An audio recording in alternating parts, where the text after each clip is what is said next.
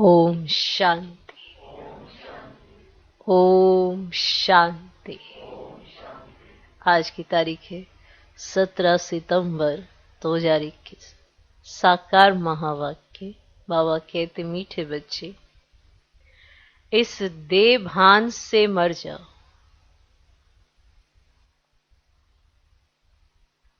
इस देह भान से मर जाओ, अर्थात इस पुरानी पतित देह से प्रीत तोड़ एक बाप से सच्ची प्रीत जोड़ो। इस देह भान से मर जाओ। बार बार देह भान आता है। मैं अपने लिए बहुत कुछ चाहनाएं रहती हैं, वो सब देह भान में आता है। से मर जाओ। इस देह भान से मर जाओ, अर्थात इस पुरानी पतित देह से प्रीत तोड़ एक बाप से सच्ची प्रीत जोड़ो। आज का प्रश्न, संगम पर तुम बच्चों की नेचुरल ब्यूटी कौन सी है? संगम पर तुम बच्चों की नेचुरल ब्यूटी कौन सी है? Natural beauty. संगम पर तुम बच्चों की नेचुरल ब्यूटी कौन सी है? उत्तर, ज्ञान के जेवरों से सदा सजे सजाए रहना। ब्यूटीफुल कहते हैं ना, ब्यूटीफुल, बहुत अच्छा, बहुत सुंदर दिखने वाला। अगर कोई बहुत सुंदर दिख रहा है तो कहते हैं बहुत ब्यूटीफुल है। अब नेचुरल ब्यूटी जो संगम पर आपको मिली, जो सदा है आपके साथ,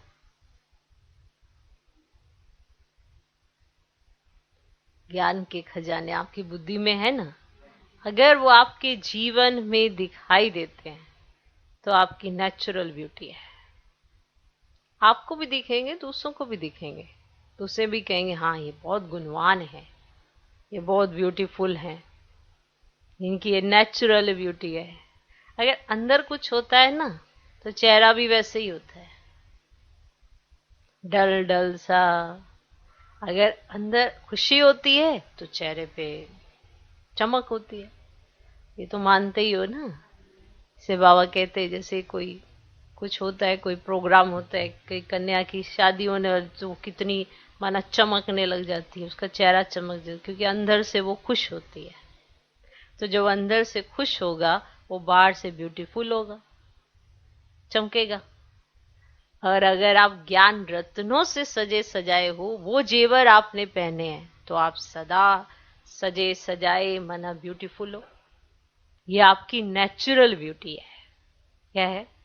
नेचुरल ब्यूटी से कहा जाता है ना, ये नेचुरल ब्यूटी है इसकी, कोई मेकअप नहीं किया हुआ है, मेकअप नहीं चाहिए। सजे सजाए हैं पर इनको देख के ऐसा लगता है ये सजे सजाए हैं, से मेकअप किया हुआ है इन्होंने, पर वो एक नेचुरल ब्यूटी है। वो कौन सी ब्यूटी है?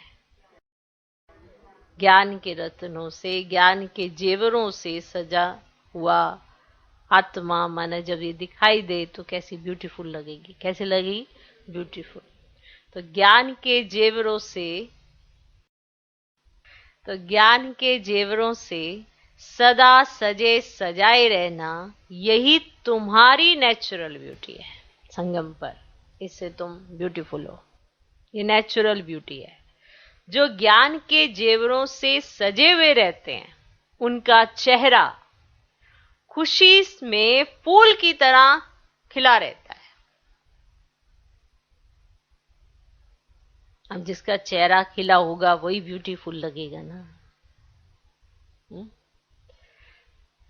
तो जो ज्ञान के जेवरों से सजे हुए रहते हैं, माना जिन्होंने ज्ञान को जीवन में धारण कर लिया, वो जेवर जिस आत्मा ने पहने हैं, तो ज्ञान के जेवरों से जो सजे हुए रहते हैं उनका चेहरा खुशी में फूल की तरह खिला रहता है। और कोई फूल की तरह खिला रहे, माना खुश रहे, तो सारे उसको देखकर खुश हो जाते हैं, वो भी फूल की तरह खिल जाते हैं। फूल भी तरह तरह के होते हैं ना, गुलाब का फूल, गोभी का फूल, है ना। अरे गोभी का तो हमने सोचा ही नहीं था। चुई मुई, किस तरह के आप फूल हो वो भी आप देख लेना। भगवान ने तो सजाया आपको, कौन सा जेवर आपने कब पहनना है आपके ऊपर डिपेंड करता है। तो जो ज्ञान के जेवरों से सजे हुए रहते हैं उनका चेहरा खुशी में फूल की तरह खिला रहता है। अगर खुशी नहीं रहती तो जरूर कोई देह अभिमान की आदत है। अगर खुशी नहीं रहती तो जरूर कोई देह अभिमान की आदत है।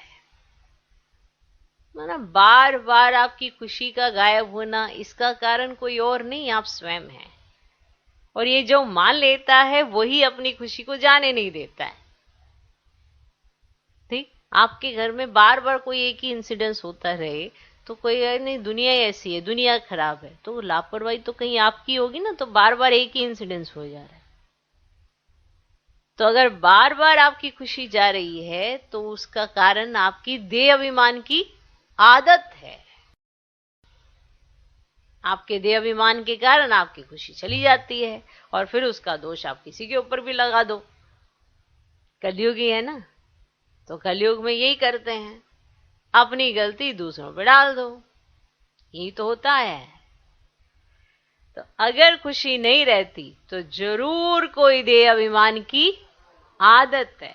आदत को समझना, बार बार एक ही चीज का होना उसे आदत कहते हैं। कोई भी अच्छी बात है, अच्छी आदत कही जाती है, बुरी बात है उसका बार बार होना, वो भी बुरी आदत ही कही जाती है। अपने आप नेचुरल होते जाना उसे आदत ही कहते हैं, जिससे ही सब विकार उत्पन्न होते हैं। तो देह अभिमान की क्या है? आदत है, जो खुशी आपकी चली जाती है, जिससे ही और सब विकार आपके उत्पन्न हो जाते हैं। तो अगर हमने ज्ञान के सभी जेवर पहने हुए हैं तभी तो नेचुरल ब्यूटी बाहर निकल के आएगी, और फिर उससे आप ब्यूटीफुल लगोगे। और फिर उसके बाद क्या होगा? आपकी खुशी नहीं जा सकती है। और जो देह भान में बार बार आकर देह अभिमान का आना, बार बार आपकी खुशी का गायब हो जाना, ये नहीं हो सकता है। अगर बार बार आपकी खुशी गायब होती है तो देह अभिमान में आने की आपको आदत है। ये पॉइंट विशेष है, इस पर जरूर विचार करना। अगर बार बार किसी भी कारणवश आपकी खुशी चली जाती है तो देह अभिमान में आने की आपको आदत है, और उस आदत से निकलना आपको है। भगवान तो आपको गाइड कर रहा है, आपको नहीं करना होगा, क्योंकि आप चाहते हैं क्या रहना? क्या रहना चाहते हैं? खुश रहना चाहते हैं। अब किसी से पूछा जाए आप खुश नहीं रहना चाहते, कोई है ऐसा कहीं मैं खुश नहीं रहना चाहता हूं? हर एक खुश रहना चाहता है, पर आदतें छोड़ना नहीं चाहता। और अगर आदतें नहीं छोड़ेगा तो खुशी कहां से आएगी? बुरी आदतें छोड़नी पड़ती हैं, अच्छी आदतें बनानी पड़ती है, तो जाके खुशी कायम रहती है, तो जाके नेचुरल ब्यूटी आती है। और वो नेचुरल ब्यूटी है ज्ञान के जेवरों से सजे सजाए सदा रहना। वो जेवर तो आपको फिर भी उतारने पड़ जाएंगे ना, इतने भारी पहन के कहां घूमोगे। ये जेवर तो सदा पहने रहना, दिन रात सुबह शाम जब भी कोई मिले तो ये जेवर आपके पास होने चाहिए। तो ये है आपकी नेचुरल ब्यूटी। समझ आ गई? आ गई? किस किस को आ गई है? मुझे सारों को आ गई, ब्यूटीफुल हो गई है सारे के सारे। चलो, तो संगम पर तुम बच्चों की नेचुरल ब्यूटी कौन सी है? उत्तर, ज्ञान के जेवरों से सदा सजे सजाए रहना, यही तुम्हारी नेचुरल ब्यूटी है। जो ज्ञान के जेवरों से सजे हुए रहते हैं उनका चेहरा खुशी में फूल की तरह खिला रहता है। ऐसा करो, शीशे के सामने जाओ और खुद को देखो। सिर्फ शीशे के सामने देखना एक ये बात नहीं होती कि अपने आप को देखना मैं काला हूं या गोरा हूं। ये देखो मैं ठीक दिख रहा हूं, क्या मैं खुश हूं? अगर आप खुश नहीं होते तो आपका चेहरा कैसा होता है? डल डल, मतलब एकदम उदास उदास कैसा चेहरा होता है। और अगर आप खुश होते हो तो आपकी आंखें भी चमकने लग जाती। आपको खुशी है दिल से तो वो आंखों से दिखाई देती है, चेहरे पर नजर आती है अगर आप खुश हो तो। आज का गीत है वही जो कल था। बाबा को बड़ा पसंद आया तो बाबा ने आज भी वही चलाया। कौन सा था? कल। ओम शांति। इस गीत का अर्थ कितना विचित्र है। प्रीत बनी है किसके लिए? किसके लिए? ऐसे बाबा ने बोला प्रीत बनी है किसके लिए? वे सबने कहा मरने के लिए बाबा। किससे बनी है? किससे बनी है? माना प्रीत बनी है किसके लिए? मर जाने के लिए। किससे बनी है? भगवान से। क्योंकि इस दुनिया से मरकर उनके पास जाना है। ऐसी कब किसके साथ प्रीत हुई है क्या कि हम प्रीत करेंगे तुमसे मरने के लिए? ऐसी कब किसके साथ प्रीत हुई है क्या जो ये ख्याल में आए कि मर जाएंगे? माना प्रीत तो रख रहे हैं पर अब हम मर जाएंगे। ऐसा कभी ख्याल में आया है कभी किसी ने किससे प्रीत रखते हुए? फिर कोई प्रीत रखेंगे? अगर ये ख्याल है इससे प्रीत रखी मर जाएंगे, बस इसके बाद हमारे पास 2-4 महीने ही हैं फिर हम मर जाएंगे, ऐसे कभी किसी ने प्रीत रखी है? फिर कोई प्रीत रखेंगे? गीत का अर्थ कितना वंडरफुल है। क्षमा से परवाने प्रीत रख, फेरी पहन जल मरते हैं। तुमको भी बाप के पास आते आते ये शरीर छोड़ना है। माना आते आते आते यहां क्या करना है आपने? शरीर छोड़ना है। अर्थात बाप को याद करते करते शरीर छोड़ना है। ये तो जैसे बड़ा दुश्मन हो गया जिसके साथ हम प्रीत रखें और मर जाएं। इसीलिए मनुष्य डरते हैं, दान पुण्य तीर्थ यात्रा आदि करते हैं भगवान के पास जाने के लिए। शरीर छोड़ते हैं तो मनुष्य कहते हैं भगवान को याद करो, भगवान को याद करो। भगवान कितना नामी ग्रामी है। वे आते ही हैं सारी दुनिया को खत्म कर देते हैं। तुम बच्चे जानते हो हम इस यूनिवर्सिटी में आते ही हैं पुरानी दुनिया से नई दुनिया में जाने के लिए। पुरानी दुनिया को पतित दुनिया हेल कहा जाता है। बाप नई दुनिया में जाने का रास्ता बताते हैं। सिर्फ मुझे याद करो, मैं हूं हेवनली गॉड फादर। उस फादर से तुमको धन, मिल्कियत, मकान आदि मिलेगा। बच्चियों को वर्षा मिलना नहीं है, उनको दूसरे घर भेज देते हैं। गोया वे वारिस नहीं ठहरी। ये तो बाप है, सब आत्माओं का बाप। इनके पास सबको आना है, मरना है। कोई समय जरूर बाप आते हैं, सबको घर ले जाते हैं, क्योंकि नई दुनिया में वो थोड़े मनुष्य होते हैं। पुरानी दुनिया में तो बहुत हैं। नई दुनिया में मनुष्य भी थोड़े और सुख भी बहुत होता है। पुरानी दुनिया में बहुत मनुष्य हैं तो दुख भी बहुत है। इसीलिए पुकारते रहते हैं। बापू गांधी जिसको भारत का पिता समझते थे, वे भी कहते थे हे पतित पावन आओ। सिर्फ उनको जानते नहीं थे, समझते भी हैं। पतित पावन परम पिता परमात्मा है, वही वर्ल्ड का लिबरेटर है। राम सीता को तो सारी दुनिया नहीं मानेगी ना, ये भूल है। सारी दुनिया परम पिता परमात्मा को लिबरेटर गाइड मानती है। अब लिबरेट करते हैं दुखों से। अच्छा, दुख देने वाला कौन? बाबा तो आके लिबरेट करते हैं ना दुखों से। अच्छा, दुख देने वाला कौन? बाप तो दुख दे ना सके क्योंकि वह पतित पावन है। पावन दुनिया सुखधाम में ले जाने वाला है। तुम हो उस रूहानी बाप के रूहानी बच्चे। जैसे बाप वैसे बच्चे। लौकिक बाप के हैं जिस्मानी बच्चे। अभी तुम बच्चों को समझना है हम आत्मा है। परम पिता परमात्मा हमको वर्षा देने आए हैं, हम स्टूडेंट हैं। ये भूलना नहीं चाहिए। भूलना चाहिए, भूलना चाहिए, ये भूलना नहीं चाहिए। बच्चों की बुद्धि में रहता है। शिव बाबा मधुबन में मुरली बजाते हैं। वे काठ की मुरली तो यहां नहीं है, कृष्ण का डांस करना, मुरली बजाना, वह भक्ति मार्ग का है। तुम कृष्ण के लिए मुरली नहीं कह सकते, मुरली शिव बाबा बजाते हैं। तुम्हारे पास अच्छे अच्छे गीत बनाने वाले आएंगे। गीत अक्सर करके पुरुष ही बनाते हैं, गीत अक्सर करके पुरुष ही बनाते हैं। तुमको कोई भक्ति मार्ग के गीत आदि नहीं गाने हैं, तुम्हें तो एक शिव बाबा को ही याद करना है। बाप कहते हैं मुझ अलफ को याद करो, शिव को कहते हैं बिंदी। व्यापारी लोग बिंदी लिखेंगे तो कहेंगे शिव, एक बिंदी लिखें 10 हो जाएगा, फिर बिंदी लिखो तो 100। तुमको भी शिव बाबा को याद करना है। जितना शिव को याद करते हो तो आधा कल्प के लिए बहुत साहूकार बन जाते हो। जितना शिव शिव शिव करोगे उतनी बिंदियां जुड़ती जाएंगी, माना 0। एक तुम, एक बाबा, बाकी सारी जीरो है। लगा दो, कितना धनवान बनना चाहते हो उतनी लगाते जाओ। कितना है, कितना आसान है नहीं। 100 रुपए हो अपने पास और बाकी शिव शिव लगा के जीरो में जोड़ते जाओ। ऐसे ही कोई अगर खाली चेक दे दे और साइन करके दे और कहे भर दो और उसके पास बहुत सारा हो, तो आप कितनी जीरो में लगाओगे? जितना स्पेस होगा सारी भर दोगे। तो बाबा के पास बहुत माल है, ठीक है, भर लो। मिलना तो जन्म से ही है ना।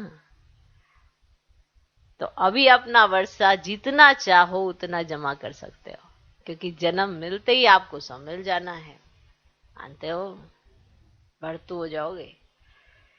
जितना शिव को याद करते हो तो आधा कल्प के लिए बहुत साहूकार बन जाते हो। वहां गरीब होते ही नहीं, सब सुखी रहते हैं, दुख का नाम ही नहीं। बाप की याद से विक्रम विनाश हो जाएंगे, तुम बहुत धनवान बनेंगे। इसको कहा जाता है सच्चे बाप द्वारा सच्ची कमाई। सच्चे बाप द्वारा सच्ची कमाई, यही साथ चलेगी, यही साथ चलेगी। मनुष्य सभी खाली हाथ जाते हैं, तुमको भरतू हाथ जाना है। माना आप अगले जन्म में कितना पाएंगे, अभी जितना चाहे उतना भर सकते हो। बाप को याद करना है और पवित्र बनना है। बाप ने समझाया है, प्योरिटी होगी तो पीस प्रॉस्पेरिटी मिलेगी। तुम आत्मा पहले पवित्र थी, फिर अपवित्र बनती हो। सन्यासियों को भी सेमी पवित्र कहेंगे। तुम्हारा है फुल सन्यास। तुम जानते हो वे कितना सुख पाते हैं? थोड़ा सुख है फिर तो दुख ही है।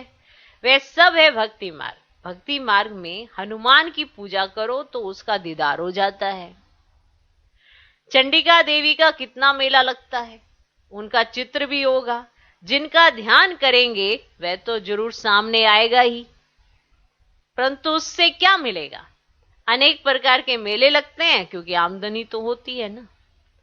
ये सब उन्हों का धंधा है। कहते हैं धंधे सब में धूर, बिगड़ धंधे नर से नारायण बनाने के। ये धंधा कोई विरला करे।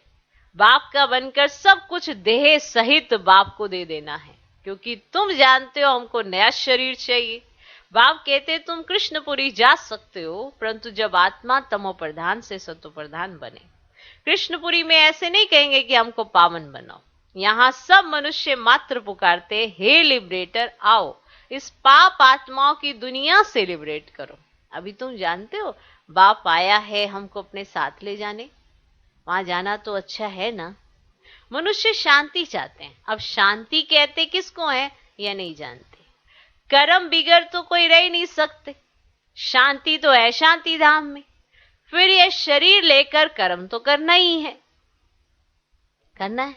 सतयुग में कर्म करते हुए शांत रहते हैं। अशांति में मनुष्य को दुख होता है, इसीलिए कहते हैं शांति कैसे मिले। अभी तुम बच्चे जानते हो शांति धाम हमारा घर है, जानते हो। सतयुग में शांति सुख सब कुछ है। अब वह चाहिए या सिर्फ शांति चाहिए? सारा कुछ चाहिए है आपको। सुख शांति दोनों चाहिए या सिर्फ शांति चाहिए? यहां तो दुख है, इसीलिए पतित पावन बाप को भी यहां पुकारते हैं। भक्ति करते ही भगवान से मिलने के लिए। भक्ति भी पहले अव्यभिचारी फिर व्यभिचारी होती है। व्यभिचारी भक्ति में देखो क्या क्या करते हैं। सीढ़ी में देखो कितना अच्छा दिखाया है। परंतु पहले पहले तो सिद्ध करना चाहिए कि भगवान कौन है, ये सिद्ध करो। श्री कृष्ण को ऐसा किसने बनाया, आगे जन्म में ये कौन था, समझाने की बड़ी युक्ति चाहिए। जो अच्छी सर्विस करते हैं उनकी दिल भी गवाही देती है। यूनिवर्सिटी में जो अच्छी रीति पढ़ेंगे वे जरूर टीके जाएंगे, नंबरवार तो होते ही हैं। कोई डल हेड भी होते हैं। शिव बाबा को आत्मा कहती है मेरी बुद्धि का ताला खोलो, बाबा मेरी बुद्धि का ताला खोलो। बाप कहते हैं बुद्धि का ताला खोलने के लिए ही तो आया हूं, परंतु तुम्हारे कर्म ही ऐसे हैं जो ताला खुलता ही नहीं। मैं तो खोलने आया हूं, मैं तो तुम्हें सारी समझ दे रहा हूं, पर तुम्हारे कर्म ही ऐसे हैं जो तुम्हारा ताला खुलता ही नहीं। फिर बाबा क्या करेंगे?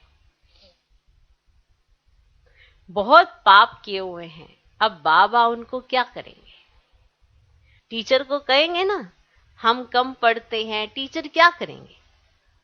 टीचर तो कोई कृपा नहीं करेंगे, चलो करके एक्स्ट्रा टाइम रखेंगे। यही कर सकते हैं ना टीचर, एक्स्ट्रा टाइम रखेंगे। वह तो तुमको मना नहीं है, बाबा भी तुमको कोई मना नहीं करते, उसके लिए प्रदर्शनी खाली पड़ी है, बैठकर प्रैक्टिस करो। भक्ति मार्ग में तो कोई कहेंगे माला फेरो, कोई कहेंगे यह मंत्र याद करो। यहां तो बाप अपना परिचय देते हैं। बाप को ही तो याद करना है जिससे वर्षा मिलता है। सत्युग में तो पारलौकिक बाप का वर्षा मिल जाता है, फिर याद करने की दरकार ही नहीं रहती। 21 जन्मों के लिए वर्षा मिल जाता है, तो बाप से अच्छी रीति से वर्षा लेना चाहिए ना। इसमें भी बाप कहते हैं विकार में कभी नहीं जाना। थोड़ी भी विकार की टेस्ट बैठी तो फिर वृद्धि हो जाएगी। सिगरेट आदि की एक बार टेस्ट करते हैं तो संग का रंग झट लग जाता है, फिर उस आदत को छोड़ना मुश्किल हो जाता है।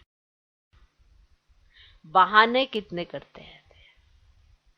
आदत कोई नहीं डालनी चाहिए, छी आदतें मिटानी है। कोई भी आदत नहीं डालनी चाहिए जो आदत तुमको तंग करे। छी आदतें मिटानी है।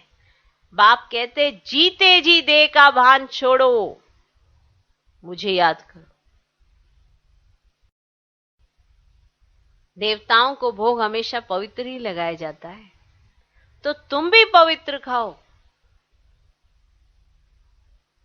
अभी तुम बच्चों को फूल मुआफिक हर्षित रहना चाहिए। कन्या को पति मिलता है तो मुखड़ा खिल जाता है ना।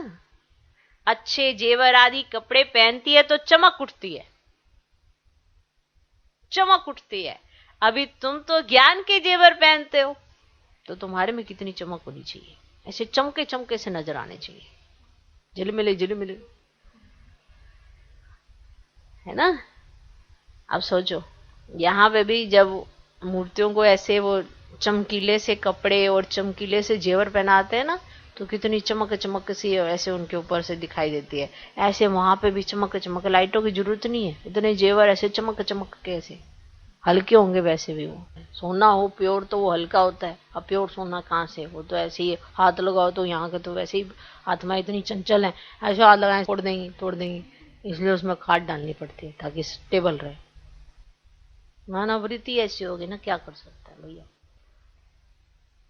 तो अच्छे जेवर आदि पहनती है, जब कन्या की शादी होती है तो जेवर पहनती है तो वो चमक उठती है। अभी तुम तो ज्ञान के जेवर पहनते हो, है ना, सारे गुण आ जाते हैं, शक्तियां आ जाती हैं, आपकी सोच बदल जाती है, आपकी वृत्ति इतनी शुद्ध हो जाती है, आपका दृष्टिकोण चेंज हो जाता है, तो हर चीज अच्छा लगता है। हर चीज देखो, दुनिया नहीं बदली है पर आपका देखने का नजरिया बदल गया है, तो हर चीज अच्छी लगती है। ये जेवर बाबा ने पहनाया हमें। दुनिया तो वही है, आप पहले इसी दुनिया में थे, दुनिया खराब है, दुनिया खराब, इसको रटते रहोगे तो कौन सा कुछ हो जाना है। बाबा ने कहा तुम सुधर जाना, तुम्हें देख के सब सुधर जाएंगे। स्व परिवर्तन सो विश्व परिवर्तन। तो अपना परिवर्तन करो, इसलिए बाबा ने कहा आप जेवर पहनो, आप चमको। माना कौन सा जेवर पहन के? ज्ञान का। अभी तुम तो ज्ञान के जेवर पहनते हो, वहां स्वर्ग में तो नेचुरल ब्यूटी रहती है, नेचुरल। अगर जेवर पहनोगे भी तो भी वो अलग है, वो लाइटें पहने हुए माना, आपने आपने हीरे जवाहरात ऐसे पहने हुए जो लाइटें मारेंगे छिंग छिंग छिंग छिंग ऐसे। बाकी वहां नेचुरल ब्यूटी रहती। क्या रहती है? Natural beauty. कृष्ण का नाम ही है सुंदर। क्या नाम है? सुंदर। राजा रानी प्रिंस प्रिंसेस सब सुंदर होते हैं। वाह, अरे बाबा सुंदर शब्द को पकड़ ले। सुंदर, ब्यूटीफुल। नहीं ना, सुंदर है ऐसे। कोई भी चीज ऐसी आकर्षित ऐसे अच्छी होती है। बच्चे कितने सुंदर लगते हैं, छोटे से होते हैं, आकर्षित। क्या कुछ नहीं रहे आपका, कोई कुछ नहीं कह रहे वो आपको, पर आपको सुंदर लग रहे हैं। क्यों? पवित्रता की आकर्षण है। उन्होंने कोई जेवर पहना बच्चे ने, वो चमक रहे होते हैं, क्योंकि उनके मन में किसी के लिए कोई मैल नहीं होता, कोई विकार नहीं होते। इसीलिए महात्मा से भी ज्यादा महान बच्चे को गाया जाता है, प्योर होता है। तो कृष्ण का नाम ही है सुंदर। राजा रानी प्रिंस प्रिंसेस सब सुंदर होते हैं। वहां प्रकृति भी सत्व प्रदान हो जाती है। लक्ष्मी नारायण जैसे नेचुरल ब्यूटी यहां कोई बना ना सके, उनके जैसी ब्यूटी यहां कोई बना ना सके। उनको कोई इन आंखों से देख थोड़े ही सकते हैं।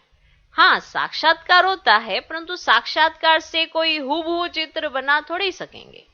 हाँ, कोई आर्टिस्ट को साक्षात्कार हो जाए और उसी समय बैठ बनाए, परंतु है मुश्किल।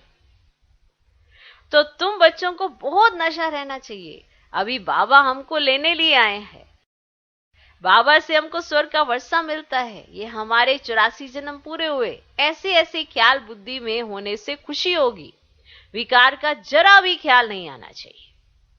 बाप कहते काम महाशत्रु है, द्रौपदी ने भी इसीलिए पुकारा है ना। तो बाप कहते तुम एक मेरे से ही सुनो और यही श्रीमत औरों को सुनो। फादर शोज सन, सन शोज फादर। फादर कौन? शिव फादर। शिव और सालीग्राम का गायन है। शिव बाबा जो समझाते हैं इस पर फॉलो करो, फॉलो फादर। ये गायन उनका है। बाप कहते मीठे बच्चे फॉलो कर पवित्र बनो। फॉलो करने से ही तुम स्वर्ग के मालिक बनेंगे। लौकिक बाप को फॉलो करने से 63 जन्म तुम सीढ़ी नीचे उतरते हो। अब पालौकिक बाप को फॉलो कर ऊपर चढ़ना है, बाप के साथ जाना है। बाप कहते एक एक रतन लाखों रुपयों का है। अगर आप एक एक महावाक्यों को प्रैक्टिकल अपने जीवन में लाओ, लाखों रुपयों का है, उससे भी बहुत कीमती है। बाप रोज समझाते रहते हैं मीठे मीठे बच्चों, पहले पहले सबको दो बाप का परिचय देना है। लौकिक बाप वर्षा देते पतित बनने का, पालौकिक बाप वर्षा देते हैं पावन बनने का। कितना फर्क है। अब पालौकिक बाप कहते पावन बनो। विकार में जाने वाले को पतित कहा जाता है। तुम्हारी मिशन है पतितों को पावन बनाने का रास्ता बताने वाले। पालौकिक बाप भी अभी कहते हैं पावन बनो, जबकि विनाश सामने खड़ा है। तो अब क्या करना चाहिए? क्या करना चाहिए? जरूर पालौकिक बाप की मत पर चलना चाहिए ना। प्रदर्शनी में यह भी प्रतिज्ञा लिखानी चाहिए, पालौकिक बाप को फॉलो करेंगे, ऐसे लिखवा लो। पतित बनना छोड़ेंगे, लिखो। बाप ही गारंटी लेते हैं, तुम भी गारंटी ले सकते हो। तुम पतित बनते ही क्यों हो जो फिर पुकारते हो हे पतित पावन हो। सारी बात ही है प्योरिटी पर। तुम बच्चों को दिन प्रतिदिन खुशी रहनी चाहिए, इतनी खुशी होनी चाहिए। कौन मिला है तुमको? इस बात का अनुभव ही आपको बहुत खुशी दे सकता है। हमको बाप स्वर्ग का वर्षा दे रहे हैं। अच्छा, मीठे मीठे सिकिलते बच्चों प्रति माता पिता बाप दादा का याद प्यार और गुड मॉर्निंग। रूहानी बाप की रूहानी बच्चों को नमस्ते। हम रूहानी बच्चों की भी रूहानी बाप को नमस्ते नमस्ते नमस्ते।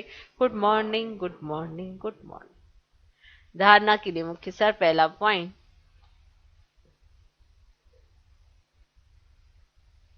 कोई भी गंदी माना छीछी आदत नहीं डालनी है।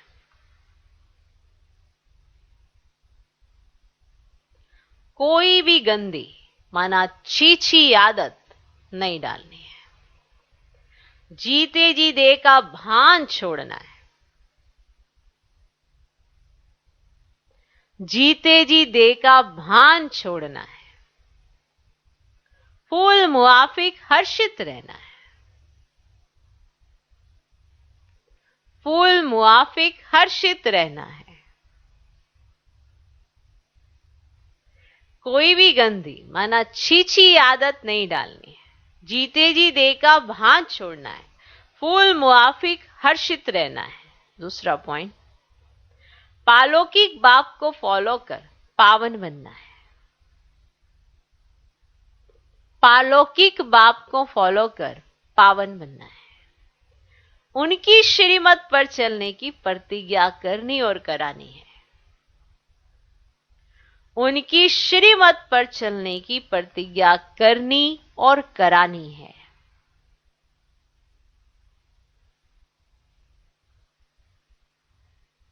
पालौकिक बाप को फॉलो कर पावन बनना है, उनकी श्रीमत पर चलने की प्रतिज्ञा करनी और करानी है। आज का वरदान, अपनी श्रेष्ठ वृत्ति द्वारा, अपनी श्रेष्ठ वृत्ति द्वारा शुद्ध वायुमंडल बनाने वाली सदा शक्तिशाली आत्मा भव।